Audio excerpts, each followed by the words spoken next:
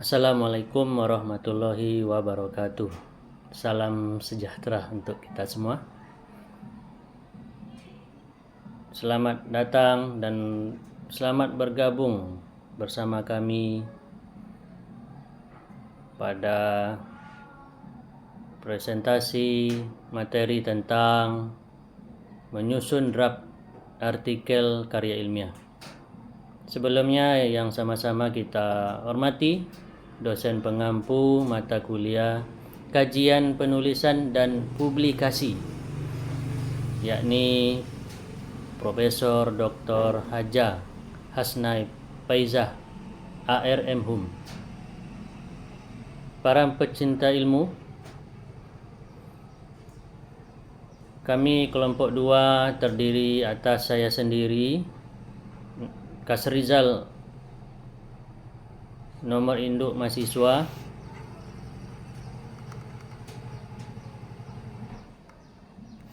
2405 246899, dan bersama rekan saya yang sangat luar biasa, Utari Wulandari, nomor induk mahasiswa 2405 246893.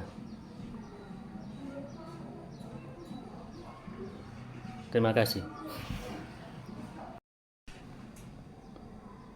Ibu, Bapak yang berbahagia, saudara-saudara sekalian, kali ini kita akan membahas tentang menyusun draft karya ilmiah. Sebelum kita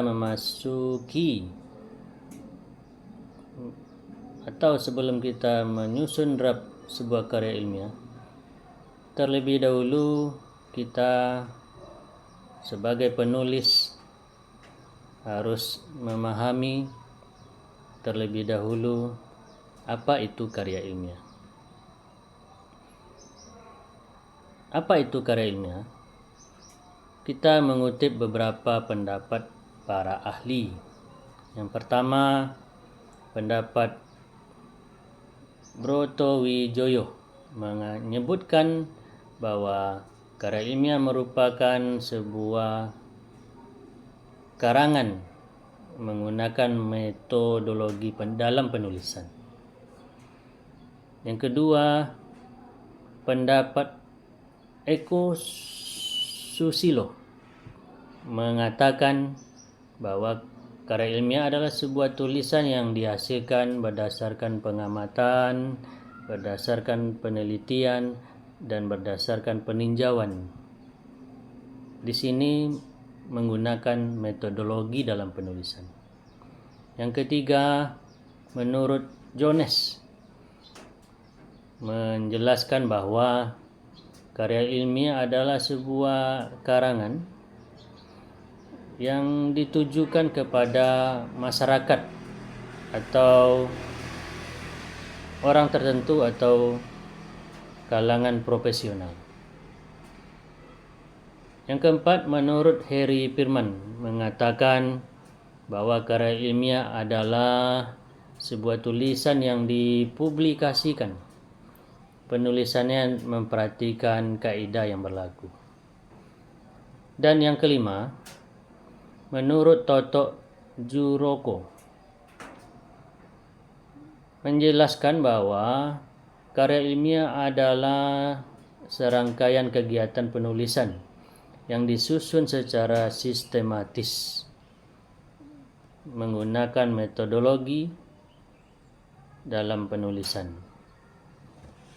Berdasarkan beberapa pendapat para ahli tadi, dapat kita simpulkan bahwa intinya karya ilmiah adalah sebuah tulisan yang ditulis menggunakan metodologi, memperhatikan sistematika dalam penulisan, dan memperhatikan kaidah-kaidah yang berlaku.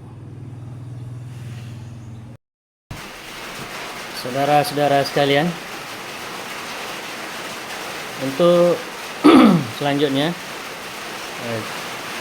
tentang sistematika penulisan karya ilmiah akan dilanjutkan oleh rekan saya, Utari Wulandari. Kepada Utari Wulandari dipersilakan. Baik, di sini saya akan menyampaikan sistematika dalam penulisan artikel ilmiah. Sistematika artikel hasil penelitian umumnya membuat judul, nama penulis, sponsor, abstrak, kata kunci, pendahuluan, metode hasil, pembahasan, simpulan, saran, dan daftar pustaka. Yang pertama yang akan saya jabarkan adalah judul. Judul artikel ilmiah ini bersifat informatif, menarik, memuat variabel yang diteliti mencerminkan isi artikel serta cakupan nasional atau global. Dalam membuat judul artikel ilmiah, terdapat beberapa trik, yaitu yang pertama, pilihlah kata-kata yang langsung menawarkan jawaban atau setidaknya menyinggung masalah yang di masa lalu belum terjawab dan masih menimbulkan kontroversi. Kedua, informasi yang layak diberitakan atau news value. Ketiga, judul sebaiknya tidak lebih dari 12 kata jika ditulis dalam bahasa Indonesia dan 10 kata jika ditulis dalam bahasa Inggris. Yang kedua, nama penulis. Nama penulis ditulis tanpa mencantumkan gelar akademik atau gelar lainnya. Urutan nama penulis berdasarkan besaran kontribusi dalam penulisan. Penulis yang kontribusi terbanyak dalam penelitian merupakan penulis pertama. Dan begitu seterusnya yang disertai nama dan alamat institusi. Selanjutnya cantumkan email untuk korespondensi. Yang ketiga, sponsor. Sponsor dalam artikel ilmiah ditulis sebagai catatan kaki di halaman pertama atau di bagian akhir teks sebelum daftar rujukan. Baik, yang keempat, abstrak dan kata kunci. Abstrak merupakan ringkasan dari isi suatu artikel ilmiah. Abstrak berisikan masalah dan tujuan penelitian, metode penelitian, dan hasil penelitian. Jumlah kata dalam abstrak yaitu kurang dari 100 kata. Abstrak ditulis dalam dua bahasa, yaitu bahasa Indonesia dan bahasa Inggris. Selanjutnya, kata kunci sebanyak kurang lebih 3-5 kata. Fungsi kata kunci dipilih dari kata-kata yang mewakili variabel yang dikaji. Abstrak digunakan untuk filing and searching, pengelompokan, dan dokumentasi. Yang kelima, pendahuluan. Pendahuluan dalam artikel ilmiah ini umumnya berisikan yang pertama, permasalahan penelitian yang mencakup uraian masalah atau latar belakang. Pernyataan logis yang mengarahkan ke hipotesis atau tema pokok.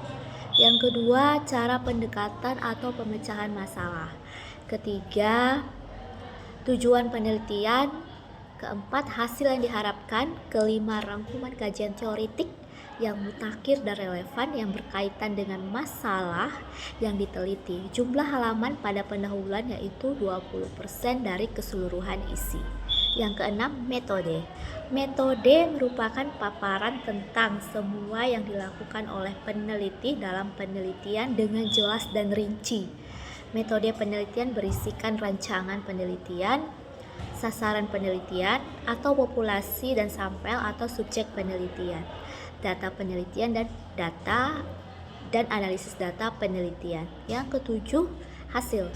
Hasil merupakan bagian utama dalam artikel penelitian. Penyampaian hasil penelitian dapat dibantu dengan penggunaan tabel dan grafik, bagan atau gambar yang telah diolah terlebih dahulu dan mudah untuk dipahami. Jumlah halaman pada hasil ini yaitu kisaran 40-60% dari keseluruhan isi. Yang kedelapan, pembahasan. Pembahasan berisikan pemahaman secara substansi atau hasil analisis dan perbandingan dengan temuan sebelumnya berdasarkan hasil kajian pustaka yang relevan dan mutakhir. Pembahasan memuat jawaban-jawaban pertanyaan penelitian dan menunjukkan bagaimana temuan-temuan tersebut diperoleh. Menginterpretasikan temuan, mengaitkan temuan penelitian dengan struktur pengetahuan yang telah mapan, dan memunculkan teori-teori baru atau modifikasi dari teori yang telah ada. Pembahasan memuat 50% sampai 70% dari keseluruhan isi. Yang kesembilan, simpulan dan saran. Simpulan berisikan ringkasan dan penegasan penulis mengenai temuan hasil penelitian. Simpulan merupakan jawaban atas pertanyaan penelitian atau esensi dari hasil penelitian dan pembahasan. Saran dalam artikel penelitian dikembangkan berdasarkan temuan penelitian yang mengacu kepada tindakan praktis, pengembangan teori baru, dan penelitian lanjutan.